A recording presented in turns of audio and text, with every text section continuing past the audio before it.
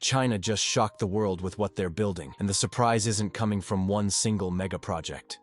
It's coming from the scale, coordination, and long-term intent behind everything happening at once. In 2026, what China is constructing goes far beyond infrastructure or technology. It's a blueprint for economic power, technological independence, and strategic dominance that most of the world is only now starting to fully notice.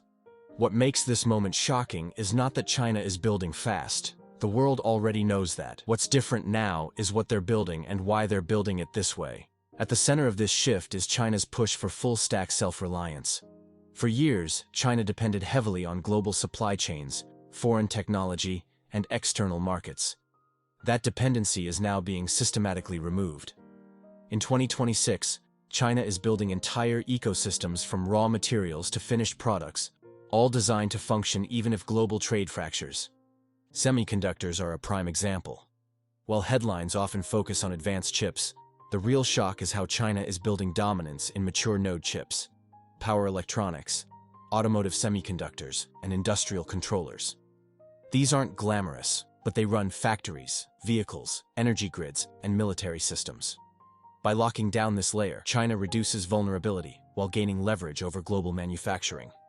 At the same time, China is building massive AI infrastructure at a scale few countries can match. Data centers, AI, supercomputing clusters, and state-backed model development are being rolled out not just in tech hubs, but across regions. This isn't about consumer chatbots. It's about AI embedded into logistics, manufacturing, finance, healthcare, and government planning. What shocks analysts is how coordinated this is.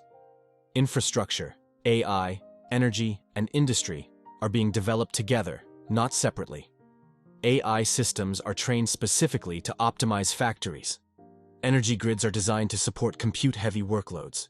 Transportation networks are built to serve automated logistics. Every layer reinforces the others.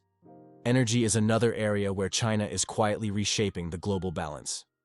In 2026, China is building renewable energy capacity faster than the rest of the world combined. Massive solar farms, wind projects, and energy storage systems are coming online at unprecedented speed. But the real shock isn't clean energy itself. It's how energy abundance is being used as a strategic advantage. Cheap, reliable energy powers manufacturing, AI training, electric vehicles, and data centers. China isn't just decarbonizing, it's lowering the cost base of its entire economy. That creates an advantage that compounds year after year. Then there's transportation and logistics. China is building the physical backbone for a hyper-efficient economy. High-speed rail expansions, autonomous freight corridors, smart ports, and AI-managed supply chains are being deployed simultaneously. Goods move faster, cheaper, and with less friction. This matters because logistics efficiency is invisible until you don't have it. When everything moves smoothly, costs drop across the entire economy. When it doesn't, inflation spikes. China is designing a system where movement is optimized by default. Manufacturing itself is undergoing a quiet transformation. China is no longer just the world's factory for low-cost goods. In 2026, it's building advanced manufacturing hubs focused on robotics, electric vehicles, batteries, aerospace components, and precision equipment. Automation is deeply integrated, not bolted on later. Factories are increasingly designed around AI and robotics from day one. This allows China to offset rising labor costs while increasing output and consistency. It also means manufacturing know-how becomes software-driven, harder to replicate elsewhere. Another shock is how aggressively China is building domestic demand alongside production. Urban development, smart cities, digital payments, and consumer platforms are being aligned to keep economic activity internal. This reduces reliance on exports while maintaining scale.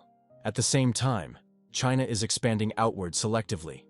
Infrastructure projects, trade agreements, and technology partnerships across Asia, Africa, the Middle East, and Latin America are being structured around long-term access to resources, markets, and influence.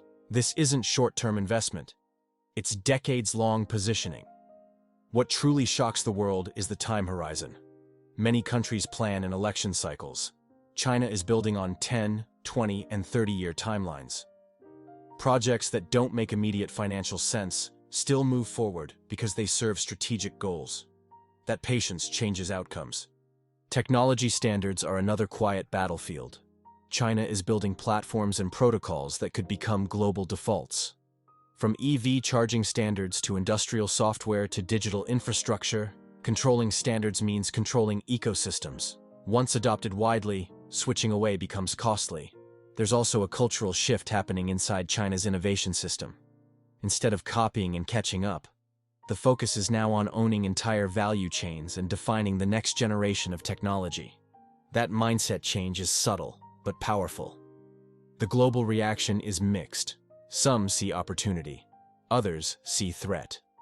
But the shock comes from realizing how much has already been built before the rest of the world fully reacted. Many of these systems are already operational, not theoretical. This doesn't mean China's strategy is flawless.